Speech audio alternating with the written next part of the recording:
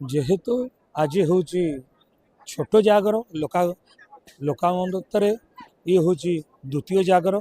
जो जागर महाप्रभुंर ये चंदन समय किसी स्वतंत्र नीति थाए से निमंते भक्तों समागम को नहीं रात्र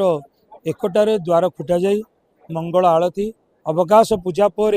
महाप्रभुंर सूर्य पूजा द्वारपाल पूजा गोपाल बल्लभ सकाल धूप तापर जातभोग सरी महाप्रभुंर दर्शन चली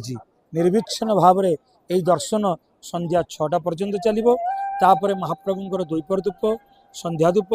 एवं बड़ सिंगार हो। आज हूँ सोमवार एकादशी ये गोटे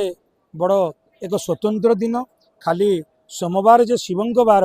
आज हूँ एकादशी विष्णुंकर आज जदि सोमवार एकादशी पड़े ताको शंभु एकादशी कहुए ये शंभु एकादशी को यही पर्व में आज किसी लोग जानी किसी लोग जानी ना किंतु से दिन में आसी यही हरिहर उपासना क्षेत्र में महाप्रभु श्री लोकनाथ को दर्शन करी हरिहर दर्शन पुण्य फल प्राप्ति नहीं जाउछन्ति।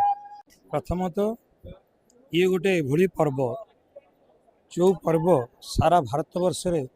ए गोटे मंदिर रे पालन हुए सबुआड़े महाशिवरात्रि शिवं पीठ रे सबुठ बड़ पर्व है बेले ये लोकनाथ मंदिर रे दुईटी पर्व पालन होता है। एक आम छोट जागर रूप में लोकाचार कहुए छोट जागर ये पर्व रे कौन हुए एवं यार महत्व कौन ये हूँ बैशाख मासर शेष सोमवार जहाँ को सरंती सोमवार बोली आम भाषा लोकाचार भाषा कहुए यही दिन को अपेक्षा कर रही था यही मंडलर अनेक अनेक चाषी जो चाषी माने निज बिलरे निज बिलरे धान चाष करी निजर परिवार गुजराण मेंटेवाई चाष कार्य करिथांती से जेतेबेले बिलरे कार्य को आरंभ करती सेतेबेले से प्रभु लोकनाथ को मन भितर मानसिक करती हे बाबा लोकनाथ आपण तो लोकंकर नाथ मो परिवार पोषापी मुझे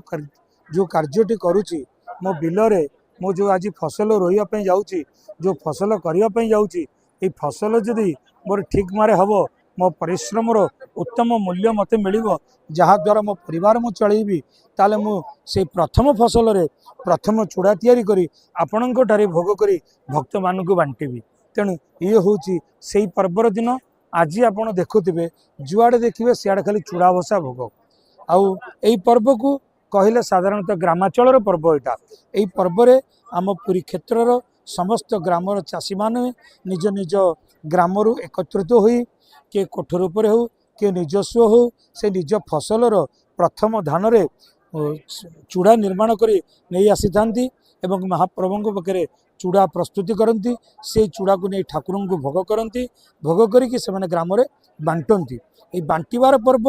यही पर्व रे विश्वास थाए जे प्रभु लोकनाथ आमको यही फसल रे उन्नति करछन्ति जहाँ द्वारा मो परिवार चलैवाई मुझे सक्षम होती तेणु तार भितर मु किछि अंश महाप्रभु को भोग दे से भोग को मु समर्पण करी मु निजे ग्रहण करी एवं अन्य किछि भक्तों को ग्रहण करिया को देवी।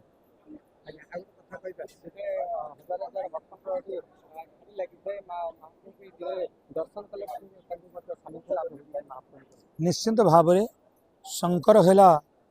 आज सोमवार समस्ते जानती सोमवार है शिवंकर प्रातः स्मरामी शुभमयम जगत भगवान शंकर सब देवा वाला शिव समान दाता शरीर नहीं होता भगवान शंकर को दर्शन करिवे एवं यही भोग करिवे यार जो सानिध्य महावैशाख्य मास पूर्णिमा समय ये महाप्रभु यही अबीर पर्व में लक्षाधिक लोक आसी जोग दियंती महाप्रभु दर्शनर सानिध्य नंती एनिमंते मंदिर प्रशासन पुलिस प्रशासन एवं सेवायतों द्वारा मिलित भाव में लोक मानक उत्तम दर्शन उत्तम पूजा करने सुविधा ये विभिन्न प्रकार सामग्री व्यवस्था करा लाइन व्यवस्था करा लोक मैंने केमती सब जगार रंग बोला छाई किछि किछि जगार आमर एयर कूलर रखा जो कारण जेहेतु यहाँ गरम प्रभाव ग्रीष्म प्रभाव दिन से किसी कूलर व्यवस्था करा जो लोक किसी थंडर अनुभूति पाइबे एवं किसी स्वेच्छासेवी अनुष्ठान आसी एठी मध्य एवं सेवायत निजुग मध्य एठी नेंबू पानी जायफल पानी महाप्रभु भक्त मानू एवं एटा सेवा करता समस्त बंटन मध्य करुछंती।